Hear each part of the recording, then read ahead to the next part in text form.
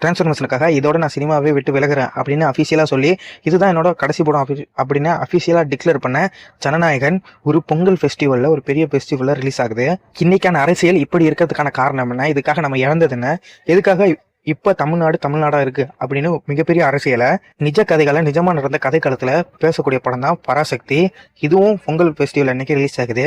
2 படமே ஒரே நாளில் ரிலீஸ் ஆக அதுங்களுக்கு இருக்கிற ஸ்ட்ரகிள்ஸ் என்ன, அதோட ஸ்டோரி எப்படி இருக்கலாம், அதோட கதைக்களம் எப்படியாப்பட்டது, இப்போ பீப்புள்ஸ் கிட்ட அந்த படத்தோட ஹைப் எப்படி இருக்கு, அந்த படத்தோட கிரிட்டிக்ஸ் எப்படி இருக்குன்னு இந்த வீடியோவில் டீட்டெயிலாக பார்த்துக்கலாம். வீடியோக்குள்ள போகிறதுக்கு முன்னாடி இன்னும் நம்ம சேனல் சப்ஸ்கிரைப் பண்ணலன்னா மறக்காம சப்ஸ்கிரைப் பண்ணிட்டு இந்த வீடியோக்கு லைக் பண்ணி உங்கள் ஃப்ரெண்ட்ஸ் அண்ட் ஃபேமிலிக்கு ஷேர் பண்ணிருங்க.